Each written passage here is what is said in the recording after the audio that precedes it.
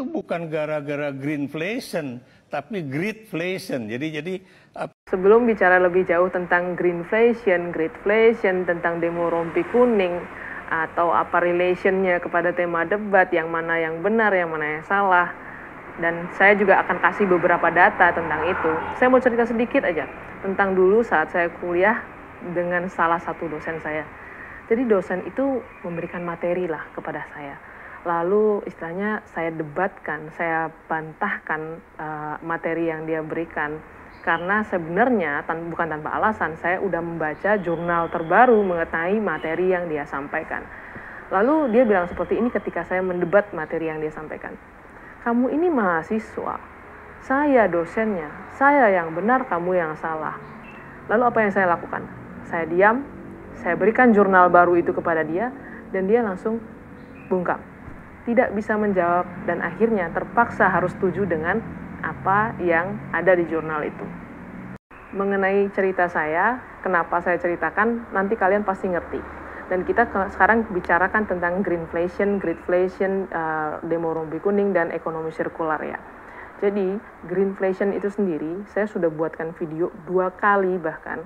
Dan di situ nyata, jelas di artikel yang saya kutip bahwa greenflation itu adalah inflasi, kenaikan harga dari adanya transisi energi yang dulunya menggunakan energi fosil, sekarang menjadi green energy. Intinya kan dari sana.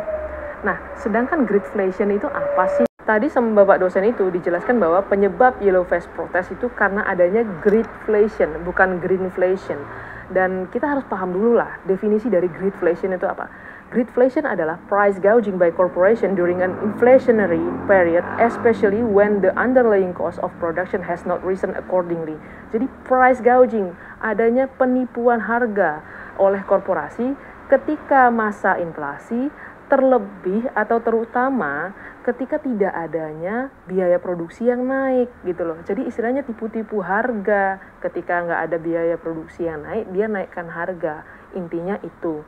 Sedangkan kalau membahas tentang yellow vest protest atau demo rompi kuning yang sempat disinggung sama Mas Gibran, di sini saya ambil artikel, saya kutip dari Wikipedia. Kebetulan ini dalam bahasa Inggris, jadi saya sedikit terjemahkan.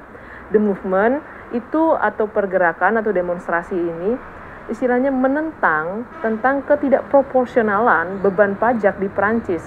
Di sini juga dituliskan, the protester called for lower fuel taxes. Jadi para demonstran itu meminta penurunan beban pajak fuel atau bahan bakar minyak. Ini ada sebuah artikel lagi dari Al Jazeera yang mendukung artikel yang ada di Wikipedia. Jadi kenapa namanya yellow vest? Terus di sini juga dikatakan protest sprang up spontaneously in November against hikes in car fuel taxes. Jadi di sini katakan bahwa demonstrasi ini muncul karena adanya penentangan terhadap kenaikan pajak bahan bakar. Di sana kan dikatakan juga bahwa diesel naik sampai 20%. Dari artikel yang sama, di sini dikatakan Macron then announced further taxes on fuel set to take effect on January 1st, 2019 in a move he said was necessary combat climate change and protect environment. Jadi Presiden Macron, presidennya Prancis itu bilang bahwa dia akan naikkan itu fuel taxes pada Januari 2019 tanggal 1, dan dia bilang ini perlu untuk melawan yang namanya perubahan iklim dan melindungi lingkungan. Jadi pahamkan sekarang yang mana yang benar antara greedflation atau greenflation. Kita kembali lagi ke definisinya masing-masing. Yang berhubungan di sini adalah greenflation, bukan greedflation. Bicara tentang circular economy yang disampaikan Prof. Mahfud sebagai salah satu penanganan daripada greenflation, kita harus pahami dulu siklus dari circular economy. Siklus dari circular economy ini dimulai dengan membuat, lalu menggunakan, dilanjutkan dengan menggunakan ulang, dilanjutkan lagi dengan memperbaharui, lalu recycle dan redesign atau mendesain ulang. Jadi kita harus paham bahwa greenflation itu adalah inflasi kenaikan bahan baku fosil, bahan material fosil dalam transisi, dalam perubahan ke green energy. Jika kita melakukan recycle terhadap bahan baku fosil ini dan kita terus menggunakan bahan baku fosil ini, kapan kita akan transisi ke energi hijau? Jadi kesimpulan dari semua hal yang udah saya jelaskan itu adalah satu, yang bersangkutan dengan tema debat dan yang memiliki terkaitan dengan aksi demo rompi kuning yang disampaikan Mas Gibran itu adalah greenflation, bukan greedflation, karena greedflation itu lebih kepada keculasan harga ya. Dan kalau greenflation sudah nyata karena adanya kenaikan pajak karbon atau kenaikan pajak BBM, dan itu berpengaruh karena saat transisi daripada energi fosil ke energi hijau.